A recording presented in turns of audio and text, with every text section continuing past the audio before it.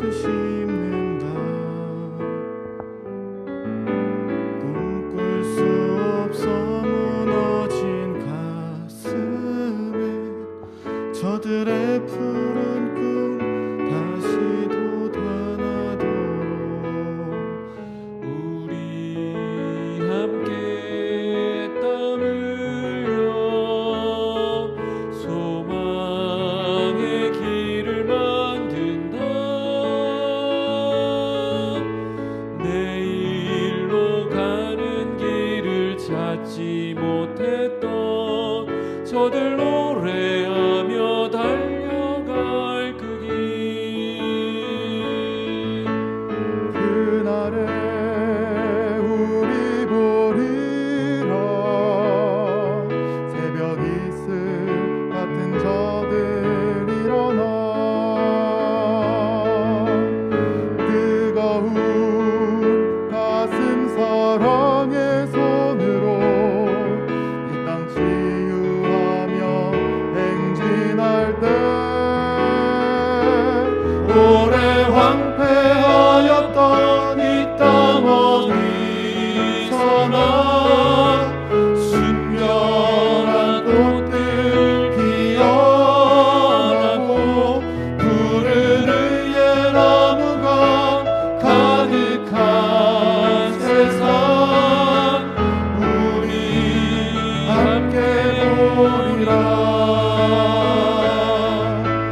그날에 우리 보리라. 새벽 이슬 같은 저들 일어나 뜨거운 가슴 사랑의 손으로 이 땅 치유하며 행진할 때 오래 황폐하였던 이 땅 어디서나 순결한 꽃들 피어나고 푸른 의의 나무가 가득한 세상 우리 함께 보리라.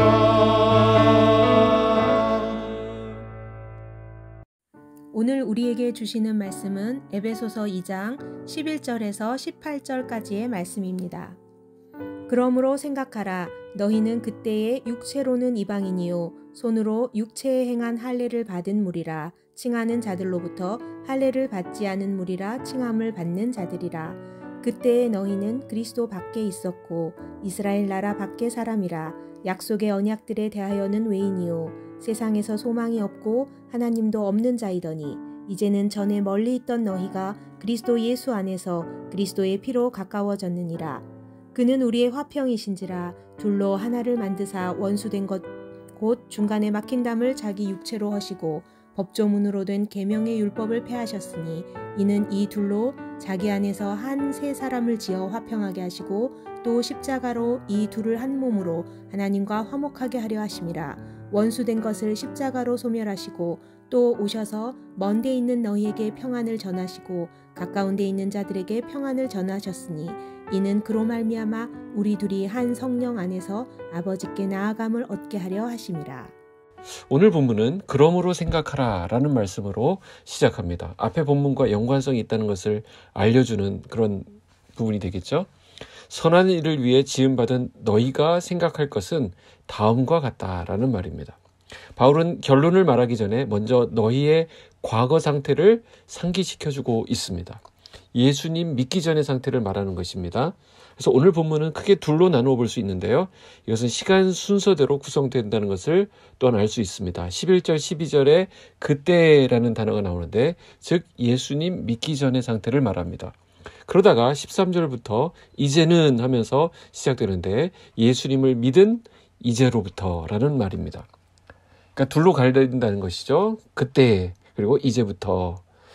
우리가 신앙생활을 제대로 하려면 11절에 나오듯 과거 예수님을 믿기 전 우리의 모습을 생각할 필요가 있습니다. 사실 이 부분에 대해서 사람들이 두루뭉술하게 그냥 넘어가는 경향이 있는데 우리가 역사를 알아야 오늘을 알 수 있듯이 과거의 나의 모습이 어떠한지에 대한 이 부분에 대해서 분명히 짚고 넘어가는 것이 중요합니다. 자, 그럼 예수님을 믿기 전 에베소의 그 이방인들과 우리의 모습은 어떠했습니까? 바로 11절, 12절에 나오는 내용인데요. 이것은 유대인들의 관점에서 7가지를 비교한 것입니다. 육체로는 이방인이고 그리스도 밖의 사람들이었고 약속의 언약에 있어서도 외인이었고 세상에서 소망도 없었고 하나님도 없었던 자였다라고 말합니다. 에베소 2장 1절부터 3절까지 우리가 허물과 죄로 죽었다라고 하는 그런 모습이 하나님과의 관계에서 본 우리의 과거의 모습이라고 한다면 11절, 12절에 나오는 이 모습은 유대인과의 관계에서 본 우리의 모습, 즉 이방인들의 모습입니다. 우리가 예수님을 믿기 전의 모습이 이러했다라는 것이죠. 과거의 나의 모습이 어떠했는지 분명히 알아야 우리가 다시 그 옛날 생활로 가지 않게 될 것이죠. 옛 생활의 비참함을 알아야 그만큼 하나님의 은혜에 대해서 우리가 더 감격하고 더 잘 누릴 수 있지 않겠느냐라는 논리입니다. 자, 11절, 12절에 나오는 우리 옛 모습 가운데 가장 심각한 것은 사실 그리스도 밖에 우리가 있었다라는 사실입니다. 이게 가장 서러운 부분입니다. 왜냐하면 1장을 기억하시나요? 1장에서 우리가 하나님의 은혜에 대해서 찬양했었는데 그때 우리가 누리는 축복들은 모두가 다 그리스도 안에서 되어진 부분입니다. 에베소 1장 3절에서 14절까지가 중요하다 그랬죠? 거기에 우리가 받을 복이 다 들어 있었습니다. 그런데 그 복은 전부 그리스도 안에서 주어지는 것들입니다. 한번 그 1장 3절에서 14절까지 읽어보시기 바랍니다. 한번 표시하시면서 그리스도 안에서라는 말이 얼마나 많이 등장하고 있는지 한번 표기해 보시기 바랍니다. 근데 우리가 원래 그리스도 밖에 있었다라는 것입니다. 뭘 말하는 것입니까? 그리스도 안에서 누리게 되는 그 엄청난 축복과 부유함을 누릴 수 없는 상태였다라는 것이죠. 우리는 복과 전혀 관계가 없는 자들이었다는 것입니다. 무엇가 좋은지도 모르고 그냥 그렇게 사는 사람들이었다는 것입니다. 하나님의 약속에 대해서는 아무런 관계도 없고 하나님 자체도 모르는, 없는 그런 인간 상태였다라는 것이 성경의 지적입니다. 이렇게 그리스도 밖에 있었고 하나님도 없었고 소망도 없었던 우리들이었는데 13절을 보십시오.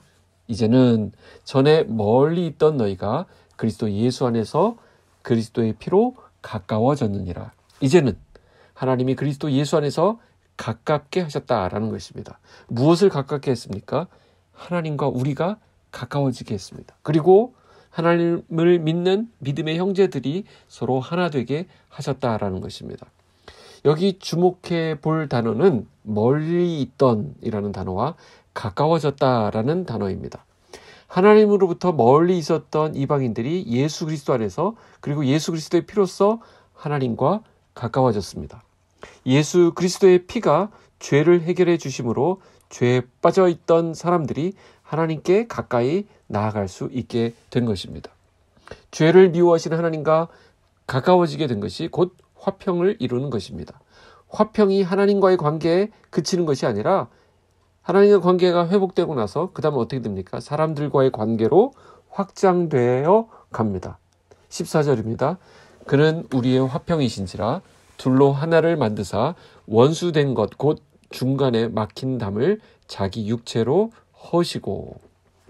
예수님은 이방인들과 유대인들을 하나로 만드셨습니다. 중간에 막혀있던 그 담을 자신의 육체로 허무셨다는 것은 십자가의 죽으심으로 이방인들과 유대인들을 하나로 만드셨다라는 뜻입니다.